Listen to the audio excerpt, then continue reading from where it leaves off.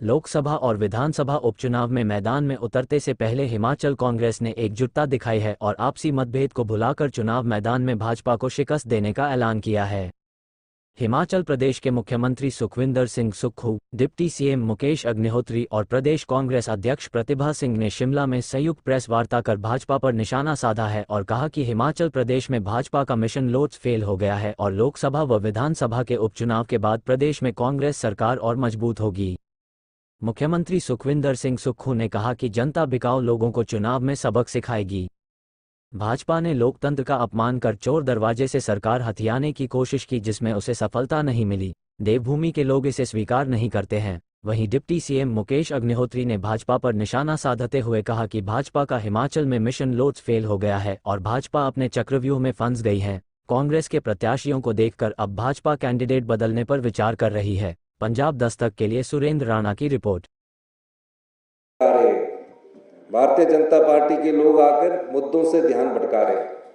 अगर 15 महीने की सरकार की कार्यप्रणाली की कोई अगर योजनाएं देखें, ये पहली सरकार है जिसने एक साल में 22,000 रोजगार के अवसर पैदा किए। ये पहली सरकार है जो कोर्ट में फंसे हुए 5-5 साल से JOIT के केसेस थे, उनको कोर्ट से भी जीता और उनको सेटल भी किया। अब उनको अपॉइंटमेंट लेटर मिलने शुरू हो गए। ये पहली सरकार है जहां अभी तक 15 महीने में 1500 को नौकरी भी मिल चुकी है और ज्वाइन भी कर चुके हैं। अगले 15 महीने में 20,000 लोगों को रोजगार देना और 1500 को ज्वाइनिंग दे दी गई है, जिसमें 6,500 लोग बैच वाइज भर्ती के माध्यम से और पब्लिक सर्विस कमीशन के माध्यम से शिक्षा विभाग में भरे जा रहे हैं। 10,000 के करीब लोग, जिसमें पंप ऑपरेटर है, इलेक्ट्रीशियन है, मल्टीपर्पज वर्कर है, फीटर है, तकरीबन IPS डिपार्टमेंट में भरे जा रहे हैं। 261 वन मित्र भर्ती भरे जा रहे हैं। 984 पटवारी भरे जा रहे हैं। तकरीबन 100 के करीब एक्साइज डिपार्टमेंट में भरे जा रहे हैं। 1200 कुछ लोग पुलिस में कांस्टेबल की भर्ती में भरे जा रहे हैं। और जो भर्तियों में घोटाला भारतीय जनता पार्टी के समय हुआ था, जब जयराम जी मुख्यमंत्री थे, सबॉर्डिनेट सिलेक्शन बोर्ड में नौकरियां बेची जाती थी, पुलिस पर भर्ती का पेपर भी लीक हुआ, उसका पेपर भी बेचा गया। हमारी सरकार ने जो नौकरियों में भ्रष्टाचार फैला था और जिस सबॉर्डिनेट सिलेक्शन बोर्ड के माध्यम से नौकरियां बिकती थी, हमारी सरकार ने उस पर तुरंत कार्रवाई करते हुए उसे भंग किया। और भंग करने के बाद मुझे खुशी है कि वहाँ द्वारा से राज्य चयन आयोग का गठन करने के बाद अब वहाँ भी नियुक्तियाँ और चयन आयोग के द्वारा नियुक्तियाँ शुरू हो गई हैं। वहाँ भी अब एग्जाम होने शुरू हो चुके हैं। तो जयराम ठाकुर जी से कुछ सवाल है। आप बार बार एक बात कहते हैं कि हम सरकार बनाएंगे, आप चुरा कर सरकार बनाना चाहते हो, वहां तो सफल नहीं हुए। जैसे कि वो मुख्यमंत्री महोदय ने कहा, हमारी मैडम ने कहा, चुरा कर आप सरकार बनाना चाहते हैं। जो बिक गए, जो ईमान बेच चुके हैं, वो जनता के सच्चे सेवक नहीं हो सकते। ऐसी कोई परिस्थिति नहीं है जो बिकाऊ है कि वो जनता का सेवक होगा।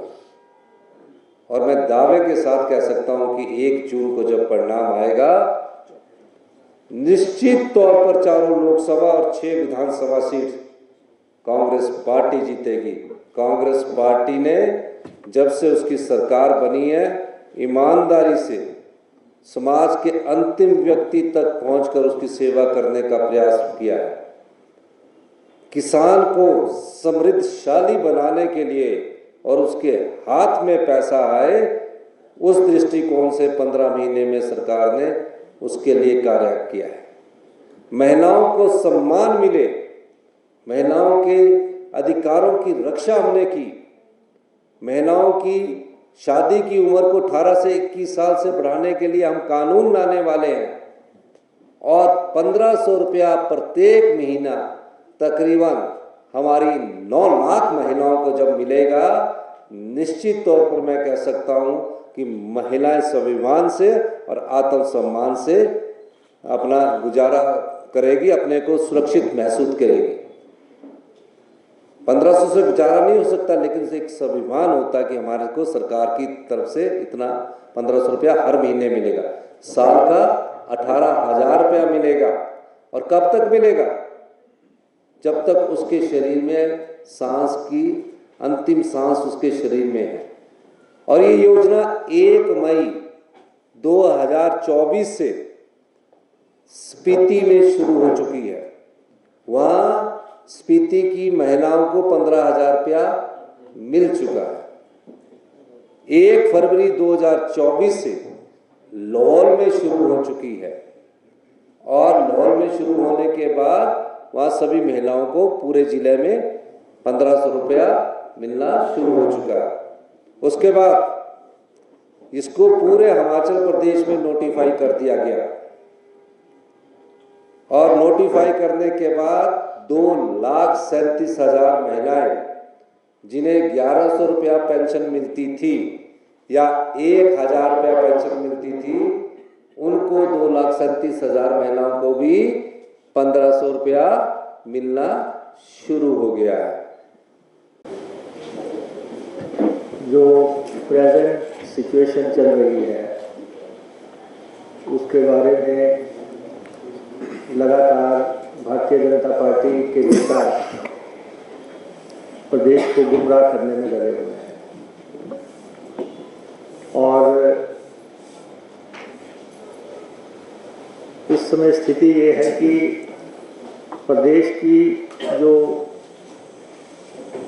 इलेक्टेड गवर्नमेंट बनी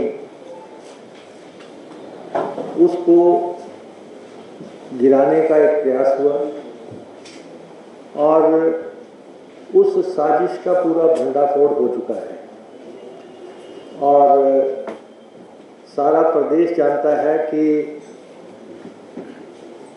भारतीय जनता पार्टी और इसके नेताओं ने प्रदेश में साजिश की, प्रदेश में षड्यंत्र किया और प्रदेश में जो जनादेश प्रदेश की जनता ने दिया था उसको डिफीट करने का प्रयास किया। लेकिन आज ऑपरेशन लोटस जो है वो हिमाचल प्रदेश में डिफीट हुआ है और भारतीय जनता पार्टी के जितने भी नेता हैं इंक्लूडिंग नेता प्रतिपक्ष, उनको प्रदेशवासियों से माफ़ी मांगनी चाहिए कि हमने सरकार गिराने का प्रयास किया, हम गिरा नहीं सके। हमने आपको वायदा किया था कि हम सरकार गिरा देंगे, हम ऐसा नहीं कर पाए और अब स्थिति जो है हिमाचल प्रदेश में कांग्रेस पार्टी की सरकार को कोई थ्रेट नहीं है। आज की तारीख में नेता प्रतिपक्ष हालांकि लगातार बयान दे रहे हैं कि हिमाचल प्रदेश की सरकार अल्पमत में है। अब आप बताएं कि और वो ये साबित करें कि हिमाचल प्रदेश की सरकार कहां से अल्पमत में हो गई। 6 MLA अनसीट हो चुके हैं, उन सीटों का इलेक्शन हो रहा है। 62 सीटें 62 MLAs हैं और उसमें 62 में से हमारे पास 34 है, हमारे पास 34 है और उनके पास 25 है, 25 है। तो हमारी किसी भी ढंग से हम अल्पमत में नहीं है, हमारी सरकार को कोई थ्रेट नहीं है, हमारी सरकार पूरी तरह स्टेबल है और इस इलेक्शन के बाद जो है ये पहले से भी ज़्यादा स्टेबिलिटी अटेन कर लेगी। और ये जो ख्वाब भारतीय जनता पार्टी ने देखा था हिमाचल प्रदेश में सरकार गिराने का, ये अगले 45 महीने जो सरकार के हैं, सरकार तो चलेगी, पूरे 5 साल चलेगी और कोई भी, हमने पहले भी कहा, इस सरकार को कोई गिरा नहीं सकता। कोई साजिश जो है, ये देवभूमि है, इस देवभूमि के लोग जो है, कुछ राज्यों में ऐसा होता होगा कि एमएलएज को इस तरीके से जो है बरगलाना और उनको अपने साथ लेना और सरकारें गिराई जाए या खेमे पलटे जाए, लेकिन हिमाचल प्रदेश की जनता ने कतई भी पसंद नहीं किया है इस पूरे एपिसोड को। और हिमाचल प्रदेश की जनता में बहुत ज़्यादा आक्रोश है। हम फील्ड से आ रहे हैं, फील्ड में लोगों में बहुत ज़्यादा आक्रोश है भारतीय जनता पार्टी के। और कोई संशय नहीं है कि लोकसभा की भी हम 4 सीटें जीतेंगे, लोकसभा का चौका लगेगा। हमने 2 सीटें घोषित की हैं अब तक, और दोनों उम्मीदवार घोषित होने के बाद भारतीय जनता पार्टी का सांस सूखने लगा है।